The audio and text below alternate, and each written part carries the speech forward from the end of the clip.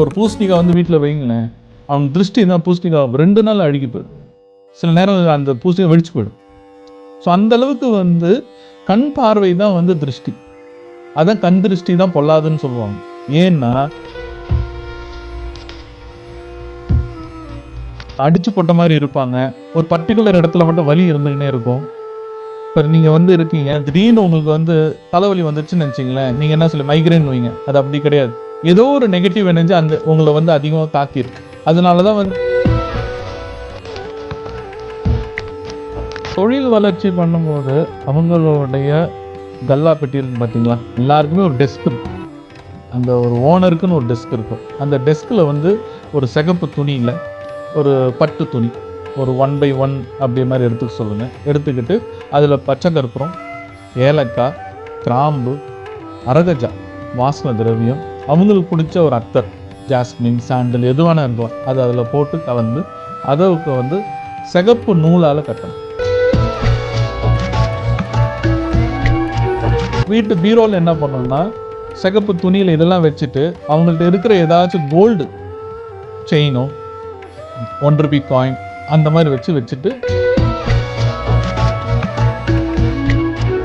இப்போ இந்த மாதிரி ஒரு காரியம் பண்ணுறீங்க, நல்ல ஒரு டெவலப் ஆகிட்டீங்கன்னா உடனே போயிட்டு அக்காவுக்கு சொல்லக்கூடாது, பக்கத்து வீட்டுக்காரன் சொல்லிடக்கூடாது. சீக்கிரட்டாக மெயின்டைன் பண்ணலாம். சீக்கிரட்டாக ஏன் மெயின்டைன் பண்ண சொல்கிறேன்னா, அவங்களுக்கு என்னைக்கு காலம் வருதோ அன்றைக்கி தான் அவங்களே தெரிஞ்சுக்கணும்.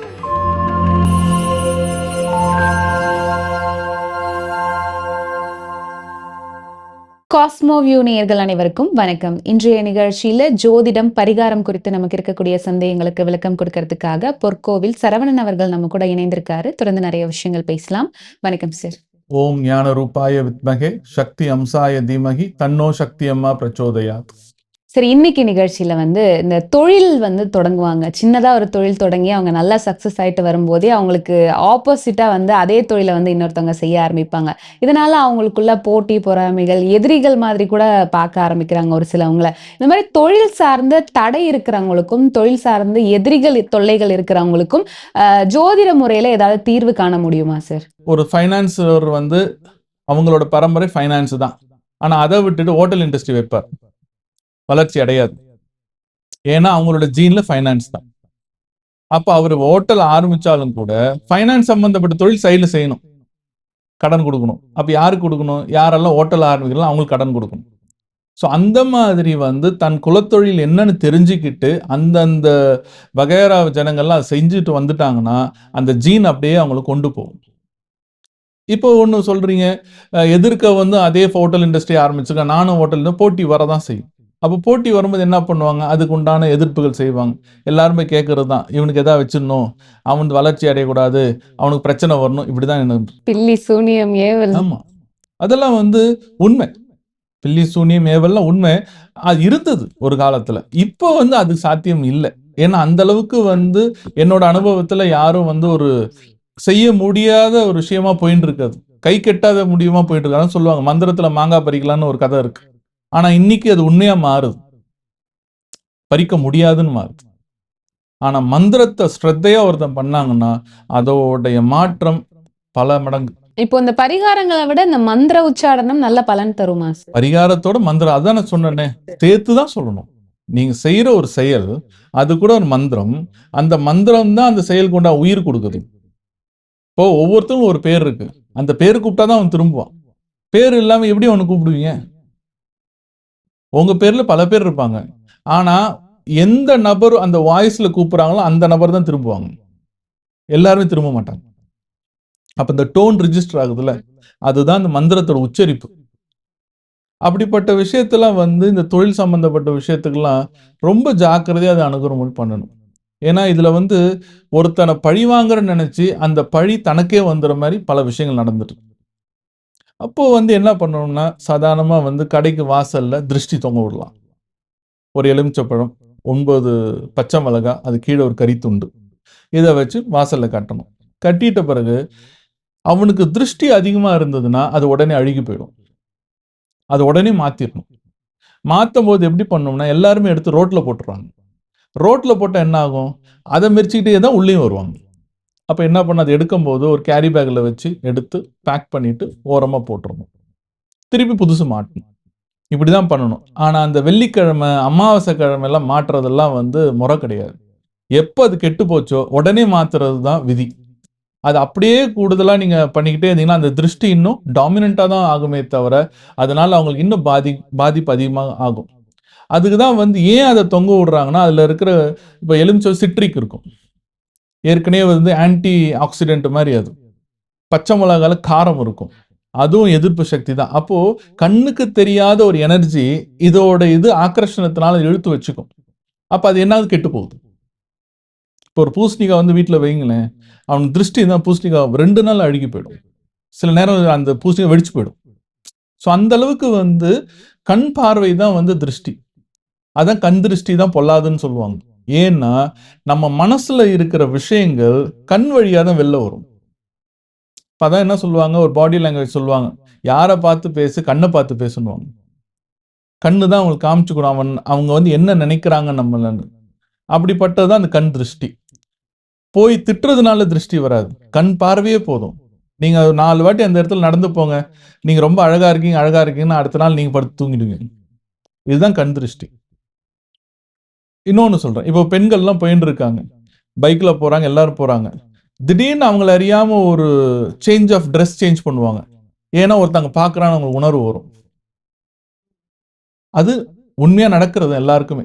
அது பெண்களுக்கு மட்டும் ஏன் அந்த உணர்வு இருக்குன்னா, அவங்க ஆல்ரெடி சென்சிட்டிவ் ஆனவங்க. அப்போ வந்து ஒரு நபர், அது ஆணா பெண்ணா இருந்தாலும் சரி, என்னை பார்க்குறாங்கன்னும்போது எந்த இடத்துல அவங்க பார்க்குறாங்கன்னா, அந்த இடத்துல அந்த கை போகும். ட்ரெஸ்ஸ சரி பண்ணிப்பாங்க. ஆமா. ட்ரெஸ்ஸ சரி பண்றதோ, முகத்த சரி பண்றதோ, ஏதோ ஒண்ணு பண்ணுவாங்க. ஸோ அந்த அளவுக்கு கண்ணுக்கு வந்து அந்த அளவுக்கு வேல்யூ. அதான் சொல்ல கண் கெட்டவர் சூரிய நமஸ்காரம் பண்ணாதது கூட அதுதான். ஏன்னா வந்து நம்ம உடம்புல இருக்கிற ஒரு பெரிய ஒளி எதுனா கண்கள் தான். அதே கண்கள் தான் நம்ம மனசுல இருக்கிற எல்லா விஷயத்தையும் கொண்டு வந்து முன்னாடி கொடுக்குது. அது நமக்கு தெரியாம. ஓகே. இப்போ ஒருவேளை ஒருத்தங்களுக்கு திருஷ்டினால பாதிக்கப்பட்டிருக்காங்க அப்படின்னா, அத நம்ம எப்படி தெரிஞ்சுக்கலாம் சார்? என்ன அதுதான் மாரி சிம்ப்டம்ஸ் இருக்கும்? சிம்டம்ஸ் அதான் எலுமிச்சம்பழத்துல தெரிஞ்சுக்கலாம்னு சொல்றேனே. ஓகே. இல்ல அவங்க உடல் ரீதியா என்ன மாரியான விஷயங்கள் வலி சொல்றாங்க? வரும். அதிகமான ஒரு சம்பந்தம் இல்லாம அவங்களுக்கு ஒரு முரட்டுத்தனமான ஒரு வரும். முறுக்கேறும். அடிச்சு போட்ட மாரி இருப்பாங்க. ஒரு பர்ட்டிகுலர் இடத்துல மட்டும் வலி இருந்துகின்னே இருக்கும்.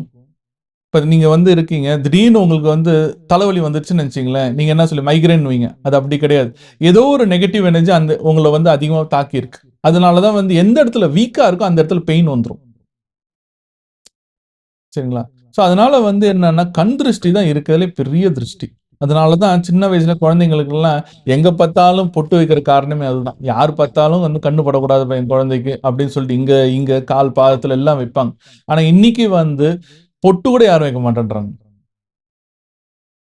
அந்த பொட்டுக்கு வந்து என்னன்னா, எப்பேர்ப்பட்ட ஒரு தூண்டுதலான பார்வைகள் இருந்தாலும், அந்த பொட்டு அப்படியே அவங்கள டைவர்ட் பண்ணி விட்டுரும். அது குறிப்பா அந்த கருப்பு பொட்டு திருஷ்டி கழிக்குமா சார்? கருப்பு பொட்டு விடுறது வந்து, அது வந்து திருஷ்டி எதுக்குன்னா, ஒரு அழகான உருவம். ஒரு கருப்பான ஒரு இது இருந்ததுன்னா என்ன பண்ணும்? பார்வை எங்க போகும்? அதுக்கு தான் போகும். அதான். அதுதான் கருப்பு பொட்டுக்கு உண்டான ஒரு பெரிய ஒரு தாத்பரியம். ஆனா அதே கருப்பு தான் அழகும். இப்ப காளி வந்து கருப்பு தான். ஆனா அவ நாக்க வெள்ள நீட்டினா எல்லாம் பயப்படுறாங்க. ஆனா அவங்கள்ட்ட போய் நீங்க அழகா பார்த்தீங்கன்னா, அவ அழகா இருப்பா. அப்போ உங்க எண்ணங்கள் தான் அங்க மாத்துது. இப்ப நீங்க போயிட்டு, "அம்மா நீ ஏம்மா நாக்க வெள்ள நீட்டுற? எனக்கா உள்ள இழுத்துக்கமா உள்ள வச்சுக்கோ." அதுதான் காளி. எப்படி நீங்க பார்க்குறீங்களோ, அதுதான் பிரதிபலன். அதே போல உங்கள் எதிரிய நீங்க எப்படியெல்லாம் அவனுக்கு சோதிக்கிறீங்களோ, அவன வந்து துச்சப்படுத்துறீங்களோ, அதுதான் பாதிப்பு. அப்போ இந்த மாரி இதெல்லாம் வந்து ஒரு பூசணிக்காய் வைக்கிறது, எலுமிச்சம்பழமும், பச்சை மிளகாவும் கட்டி ஒரு கண்டிப்பா கறி வைக்கணும். ஏன்னா கருப்பு. கறின்றது வந்து என்ன இருந்தாலும் அது எரிக்க எரிக்க என்ன ஆகும்? அனல் வந்துக்கின்னே இருக்கும். கங்கு இருந்துன்னே இருக்கும். அதுதான் கறி வைக்கிறது. ஸோ இப்ப தொழில்ல வந்து எதிரிகள் தடை இருந்தா அதுக்கு நம்ம என்ன பண்ணலாம் நீங்க சொன்னீங்க. இப்ப தொழில் வளர்ச்சி ஆகணும் அப்படின்னா, அதற்கு நம்ம என்ன மாரியான விஷயங்கள் பண்ணலாம் சார் பரிகாரமா? தொழில் வளர்ச்சி பண்ணும்போது, அவங்களுடைய கல்லா பெட்டி இருக்கும் பார்த்தீங்களா? எல்லாருக்குமே ஒரு டெஸ்க் இருக்கும்.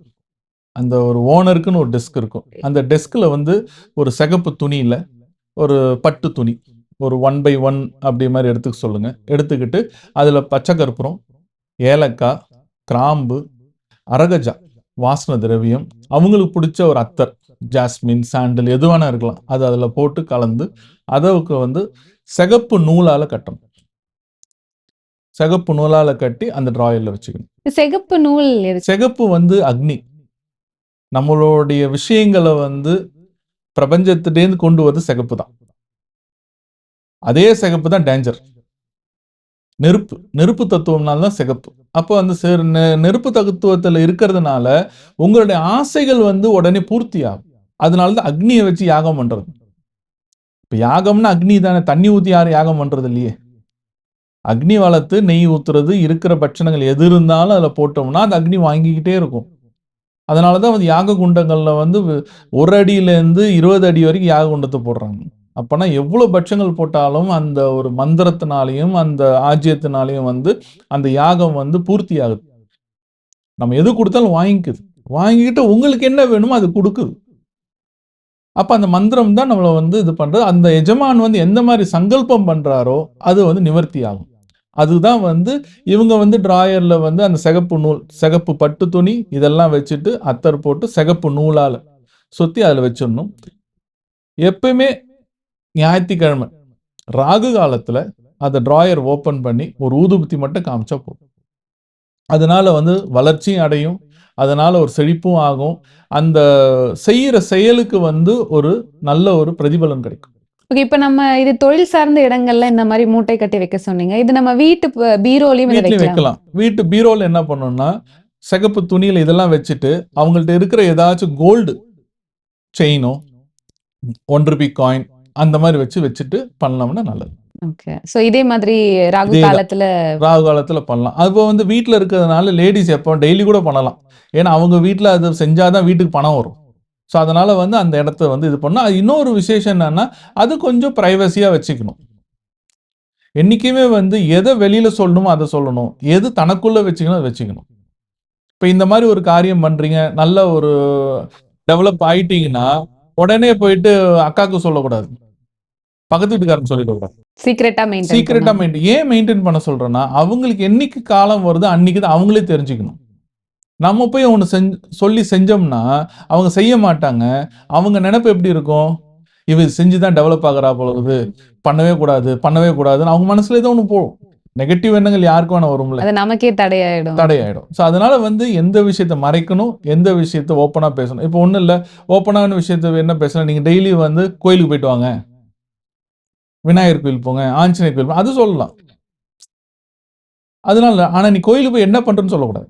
இப்போ இந்த தொழில் சார்ந்த தடைகள் இருக்கிறவங்க வணங்க வேண்டிய தெய்வம் அப்படி ஏதாவது இருக்கா சார்? வணங்க வேண்டிய தெய்வம் துர்கை. எந்த நாட்கள்ல வழிபடலாம்? டெய்லி பண்ணலாம்.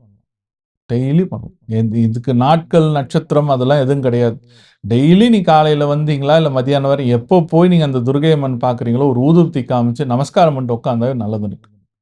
அதனால ரெஸ்ட்ரிக்ஷன்ஸ் கிடையாது. ஓகே, ஸோ இன்னைக்கு நிகழ்ச்சியில தொழில் சார்ந்த பிரச்சனை இருக்கிறவங்க, எதிரிகள் தொல்லை இருக்கிறவங்க, கண் திருஷ்டிக்காக என்ன மாதிரியான விஷயங்கள் எல்லாம் பண்ணலாம் அப்படிங்கறத பத்தி நிறைய விஷயம் எங்களுக்காக சொன்னீங்க. நன்றி சார்.